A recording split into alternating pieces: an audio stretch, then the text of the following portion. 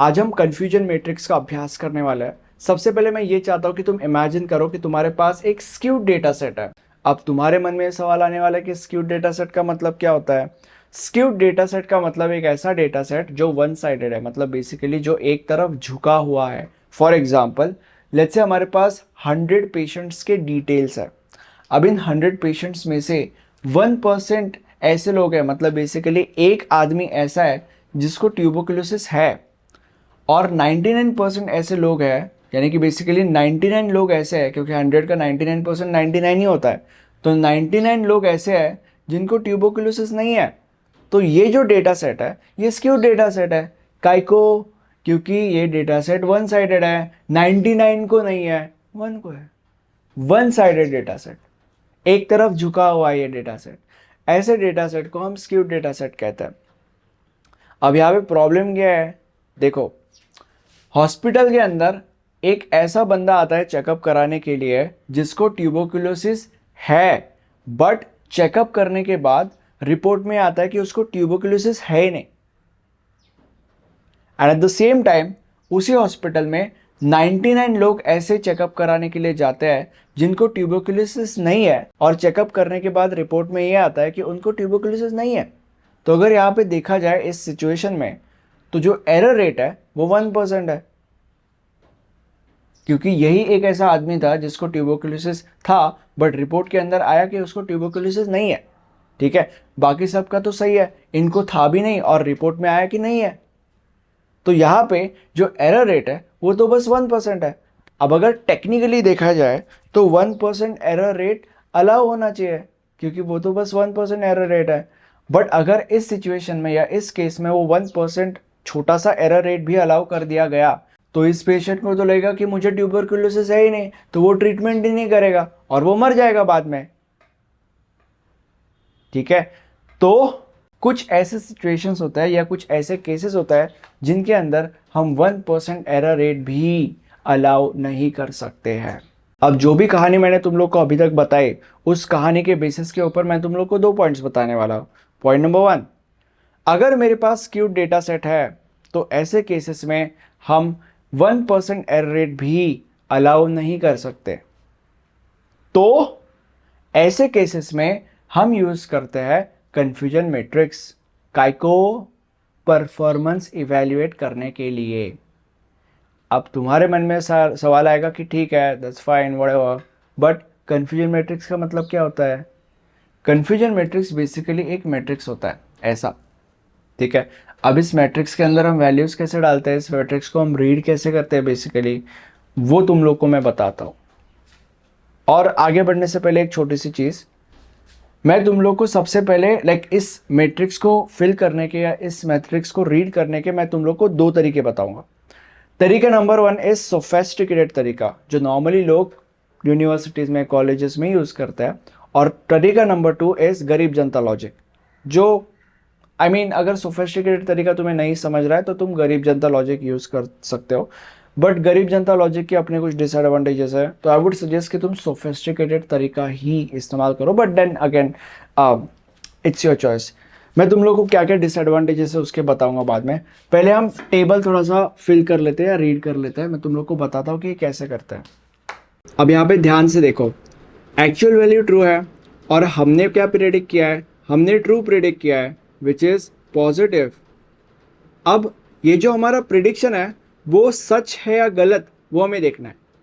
Actual value true है और हमने भी ट्रू ही प्रिडिक्ट किया था, इसीलिए हमारा जो प्रिडिक्शन है वो सच है, और इसलिए हम यहाँ पे लिखेंगे ट्रू। ठीक है, एक बार फिर से करते हैं। एक्चुअल वैल्यू फॉल्स है और हमने क्या प्रिडिक्ट किया है, हमने ट्रू प्रिडिक्ट किया है जो कि पॉजिटिव है। अब हमें ये देखना है कि हमारा प्रिडिक्शन सही है या गलत। अब एक्चुअल वैल्यू फॉल्स है बट हमने ट्रू प्रिडिक्ट किया है, मतलब जो हमने प्रिडिक्ट किया है, जो हमारा प्रिडिक्शन है वो गलत हो गया ना, क्योंकि एक्चुअल वैल्यू फॉल्स है। ठीक है, अब क्योंकि हमारा प्रिडिक्शन गलत हो चुका है इसलिए हम यहाँ लिखेंगे फॉल्स। फिर से एक बार करते हैं। एक्चुअल वैल्यू ट्रू है, हमने प्रिडिक्ट किया फॉल्स जो कि नेगेटिव है। अब हमें ये देखना है कि जो हमने प्रिडिक्ट किया है वो सही है गलत। अब एक्चुअल ट्रू है और हमने फॉल्स प्रिडिक्ट किया है, मतलब हमारा जो प्रिडिक्शन है वो गलत हो गया है, क्योंकि एक्चुअल ट्रू है, राइट। अब क्योंकि हमारा प्रिडिक्शन गलत हो चुका है, इसलिए हम यहाँ पे लिखेंगे फॉल्स। फिर से एक बार करते हैं, एक्चुअल वैल्यू फॉल्स है और हमने फॉल्स प्रिडिक्ट किया है, फॉल्स नेगेटिव है। अब हमें ये देखना है कि जो हमने प्रिडिक्ट किया है वो सही है गलत। अब क्योंकि एक्चुअल फॉल्स है और हमने भी फॉल्स ही प्रिडिक्ट किया है, इसीलिए जो हमारा प्रिडिक्शन है वो सही है, क्योंकि एक्चुअल भी फॉल्स ही है और हमने भी फॉल्स ही प्रिडिक्ट किया है, तो हमारा प्रिडिक्शन सही हो गया ना, हमने सही प्रिडिक्ट किया है। अब क्योंकि हमारा प्रिडिक्शन सही है, हमारा प्रिडिक्शन ट्रू है, इसलिए हम यहाँ पे लिखेंगे ट्रू। मतलब मैं तुम लोग को अगर आसान भाषा में बोलूँ, एकदम गरीब जनता लॉजिक में, तो एक्चुअल और प्रेडिक्टेड में अगर भेदभाव हो रहा है, डिफरेंस है, तो सीधा फॉल्स लिख देने का। अगर दोनों सेम है तो सीधा ट्रू लिख देने का, सिंपल। देखो, ट्रू ट्रू, नो भेदभाव, ट्रू। ट्रू फॉल्स, भेदभाव, फॉल्स। फॉल्स ट्रू, भेदभाव, फॉल्स। फॉल्स फॉल्स, नो भेदभाव, ट्रू। मतलब जहाँ पे कोई भेदभाव नहीं है वहाँ पे ट्रू लिखो, जहाँ पे भेदभाव है वहाँ पे फॉल्स लिख दो। अब ये पॉजिटिव पॉजिटिव, नेगेटिव नेगेटिव का क्या सीन, देखो जो ट्रू का हॉरिजॉन्टल लाइन है वहाँ पे सब पॉजिटिव, और जो फॉल्स का हॉरिजॉन्टल लाइन है वहाँ पे सब नेगेटिव ना यार। ये है हमारा गरीब जनता लॉजिक, ठीक है। बट तुम्हें गरीब जनता लॉजिक के बारे में एक चीज़ समझने की ज़रूरत है, विच इज़ ये लॉजिक हमेशा तुम्हारे काम में नहीं आने वाला। ये लॉजिक तुम्हारा सिर्फ और सिर्फ यहीं पे काम आएगा, सिर्फ और सिर्फ यहीं पे। जो सोफेस्टिकेटेड लॉजिक मैंने तुम लोग को बोला है वो तुम्हारा हमेशा काम में आने वाला है। तो इसीलिए तुम्हारे ऊपर है कि तुम्हें सोफेस्टिकेटेड लॉजिक यूज़ करना है या गरीब जनता लॉजिक। आई वुड सजेस्ट कि तुम सोफेस्टिकेटेड लॉजिक यूज़ करो, ठीक है। अब आगे बढ़ते हैं। ये जो ट्रू पॉजिटिव है इसको हम लिखते हैं टीपी, मतलब इसको हम कहते हैं टीपी यानी कि ट्रू पॉजिटिव। उसके बाद ये जो फॉल्स पॉजिटिव है इसको हम लिखते हैं एफ पी। उसके बाद ये जो फॉल्स नेगेटिव है इसको हम लिखते हैं एफ एन। और उसके बाद ये जो ट्रू नेगेटिव है इसको हम कहते हैं टी एन, यानी कि बेसिकली ट्रू नेगेटिव, ठीक है। अब इसका actual in real world application हम कैसे बनाएंगे या इसको हम रियल वर्ल्ड में कैसे यूज़ करते हैं, तो उसके लिए ये एग्जांपल है। सेम, दोनों सेम है। एक्चुअल में क्या है, एक ऐसा इंसान जिसको टीबी है और हमने भी प्रिडिक्ट किया कि उस इंसान को टीबी है, तो जो हमने प्रिडिक्ट किया विच इज़ पॉजिटिव वो ट्रू है, क्योंकि एक्चुअल में भी टीबी ही है ना यार। तो इसलिए हम यहाँ पे लिखेंगे ट्रू पॉजिटिव। एक्चुअल में इंसान को टीबी नहीं है बट हमने प्रिडिक्ट किया टीबी है विच इज़ पॉजिटिव, तो ये जो टीबी है हमने प्रिडिक्ट किया है वो फॉल्स है, क्योंकि एक्चुअल में उसको टीबी नहीं है, ठीक है। हमने क्या प्रिडिक्ट किया था, हमारा क्या प्रिडिक्शन है कि उसको टीबी है, बट एक्चुअल में उसको टीबी था क्या, नहीं था, इसीलिए फॉल्स है ना यार, ठीक है। फिर से करते हैं, एक्चुअल में उसको टीबी है बट हमने क्या प्रिडिक्ट किया था कि उसको टीबी नहीं है विच इज़ नेगेटिव, और ये जो हमने प्रिडिक्ट किया था ये फॉल्स है, क्योंकि एक्चुअल में उसको टीबी है। उसको एक्चुअल में टीबी था बट हमने क्या प्रिडिक्ट किया था, उसको टीबी नहीं है, तो मतलब फॉल्स है। हमारा प्रिडिक्शन रॉन्ग हो गया ना यार, इसलिए फॉल्स, राइट। एक्चुअल में उसको टीबी नहीं है बट हमने क्या प्रिडिक्ट किया था, हमने भी यही प्रिडिक्ट किया कि उसको टीबी नहीं है विच इज़ नेगेटिव, तो हमारा जो प्रिडिक्शन है वो सच है, क्योंकि उसको टीबी नहीं है और हमने भी प्रिडिक्ट किया था कि उसको टीबी नहीं है, तो इसीलिए हमारा जो प्रिडिक्शन है ट्रू है। Same, true positive, false positive, false negative and true negative. तो इस तरीके से ये हमारा कन्फ्यूजन मैट्रिक्स है, और इस कन्फ्यूजन मैट्रिक्स को ऐसे रीड किया जाता है या बनाया जाता है। अब जो भी चीज़ें अभी तक हमने पढ़ी है उन चीज़ों के बेसिस के ऊपर हमने 4 टर्म्स बनाए हैं। एक एक करके हम इन टर्म्स का अभ्यास करते हैं। सबसे पहला टर्म इज टीपी, यानी कि basically true positive. Where the hell is true positive, here is true positive. Actual क्या है, ट्रू, विच इज पॉजिटिव। अब एक्चुअल ट्रू है और हमने भी प्रिडिक्ट किया ट्रू, मतलब क्या हमारा प्रिडिक्शन ट्रू है या वो फॉल्स है? हमारा प्रिडिक्शन ट्रू है। क्यों? क्योंकि एक्चुअल ट्रू है और हमने भी ट्रू ही प्रिडिक्ट किया है, इसलिए we have identified it correctly. Actual भी ट्रू है और हमने भी ट्रू प्रिडिक्ट किया, that is the reason why we have identified it correctly, and that is the reason why it is written here correctly identified positive। फिर से करते हैं। सेकेंड इज TN, यानी कि basically true negative. whether L is true negative, कहा है true negative. Actual क्या है? False, which is negative. Actual false है और हमने भी फॉल्स प्रिडिक्ट किया है, मतलब जो हमने प्रिडिक्ट किया है वो सही है, दैट्स ट्रू। क्योंकि एक्चुअल भी फॉल्स है और हमने भी फॉल्स ही प्रिडिक्ट किया है, मतलब हमारा प्रिडिक्शन सही है ना।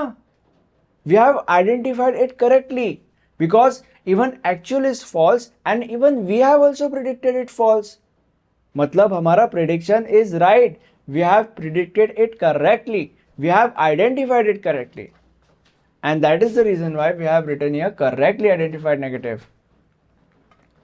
फिर से एक बार करते हैं। FN यानी कि basically false negative. Whether L is false negative, false negative. Actual क्या है? ट्रू, मतलब बेसिकली पॉजिटिव। ओके, तो एक्चुअल ट्रू है बट हमने क्या प्रिडिक्ट किया है? फॉल्स, मतलब जो हमने प्रिडिक्ट किया है वो गलत है, क्योंकि एक्चुअल ट्रू है बट हमने फॉल्स प्रिडिक्ट किया, मतलब हमारा प्रिडिक्शन गलत हो गया, मतलब we haven't correctly predicted it, we haven't correctly identified it, and that is the reason why we have written here incorrectly identified positive। फिर से एक बार करते हैं। लास्ट FP का मतलब होता है false positive। whether L is false positive, whether L is false positive, here it is। actual क्या है?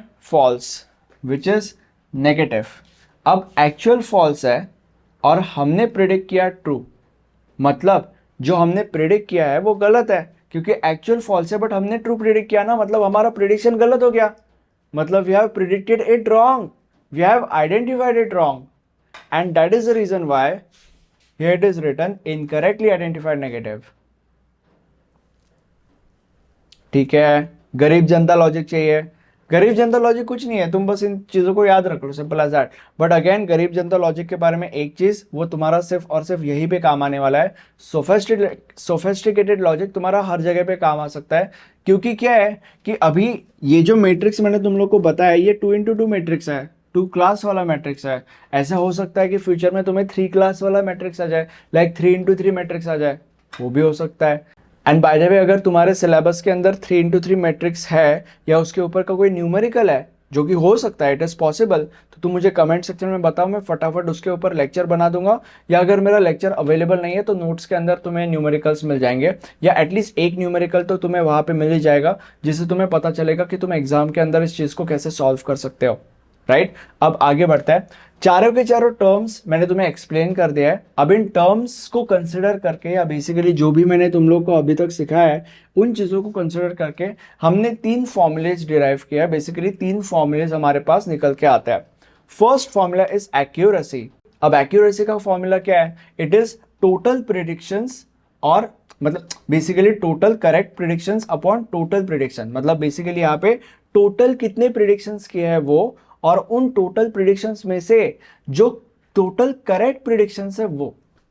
अब टोटल कितने प्रिडिक्शंस किया है? टोटल 4 प्रिडिक्शंस किए हैं ना यार, TP, FP, FN और TN, यही 4 बेसिकली। अब इन टोटल प्रिडिक्शंस में से, यानी कि बेसिकली इन 4 प्रिडिक्शंस में से कितने करेक्ट प्रिडिक्शंस है या कितने टोटल करेक्ट प्रिडिक्शंस है, तो 2 टोटल करेक्ट प्रिडिक्शंस है, TP और TN। करेक्टली आइडेंटिफाइड मतलब बेसिकली प्रिडिक्शंस करेक्ट है, इसलिए TP और TN। ये 2 क्यों नहीं? क्योंकि ये इनकरेक्टली आइडेंटिफाइड है, वो प्रिडिक्शंस करेक्ट नहीं थे, जैसे कि मैंने तुम लोग को बताया था। अब एक्यूरेसी के बारे में तुम्हें 2 चीज़ें समझने की जरूरत है। सबसे पहली चीज़, एक्यूरेसी जितनी ज़्यादा होगी उतना तुम्हारा मॉडल बेटर होगा, और दूसरी चीज़, अगर तुम्हारे पास इम्बैलेंस डेटा सेट है तो उस केस में एक्यूरेसी एक यूजफुल मैट्रिक नहीं है। ठीक है, नेक्स्ट टर्म इज, या नेक्स्ट एलिमेंट, या व्हाटएवर इज नेक्स्ट फॉर्मूला हम कह सकते हैं, दैट इज रिकॉल। अब रिकॉल क्या कहता है? रिकॉल ये कहता है कि टोटल एक्चुअल पॉजिटिव और ऊपर करेक्टली आइडेंटिफाइड पॉजिटिव, मतलब नीचे क्या टोटली कितने एक्चुअल पॉजिटिव्स है, कितने एक्चुअल पॉजिटिव्स है टोटल में, एक्चुअल पॉजिटिव्स 2 है, ठीक है, Fn और Tp, Fn और Tp 2 एक्चुअल पॉजिटिव्स है। मैंने तुम लोग को जब ये एक्सप्लेन कर रहा था, जो एक्चुअल थे वो हम यहाँ पे लिख रहे थे, मतलब यहाँ पे देखो Tp एक्चुअल क्या है, true, what is true, true is positive. Then next क्या है Tn, Tn किधर है Tn, इसका एक्चुअल क्या है, फॉल्स, फॉल्स क्या है, नेगेटिव। नेक्स्ट क्या है Fn, Fn मतलब किधर गया Fn, Fn का एक्चुअल क्या है, ट्रू, तो पॉजिटिव। उसके बाद क्या है Fp, Fp whether is Fp, Fp का एक्चुअल क्या है, फॉल्स, इसलिए नेगेटिव, ठीक है। तो यहाँ पे एक्चुअल पॉजिटिव्स कौन से हैं, actual positives are Tp and Fn, तो Tp एंड Fn, ओके। और ऊपर क्या है करेक्टली आइडेंटिफाइड पॉजिटिव्स, उनमें से कौन से ऐसे पॉजिटिव्स है जो हमने करेक्टली आइडेंटिफाई किया है, तो एक ही, लाइक इन दोनों में से कौन से ऐसे पॉजिटिव्स है जो हमने करेक्टली आइडेंटिफाई किया है, तो ऐसा एक ही है। ये हमने इनकरेक्टली आइडेंटिफाई किया था, ये हमने करेक्टली आइडेंटिफाई किया है, इसलिए एक ही है Tp विच इज Tp, ठीक है। Next specificity, okay. अब स्पेसिफिसिटी क्या कहता है, total actual negatives, total actual negatives 2 है विच इज Tn और Fp, तो Tn और Fp। अब टोटल एक्चुअल नेगेटिव्स में से करेक्टली आइडेंटिफाइड नेगेटिव्स, इन दोनों में से करेक्टली आइडेंटिफाइड नेगेटिव्स एक ही है which is Tn which is true negative, तो इसलिए हमने यहाँ पे Tn लिख दिया। ये हमारा प्लेलिस्ट है, इस प्लेलिस्ट के अंदर आपको इस सब्जेक्ट के सारे लेक्चर्स मिल जाएंगे। Thank you so much for watching, bye bye, see या।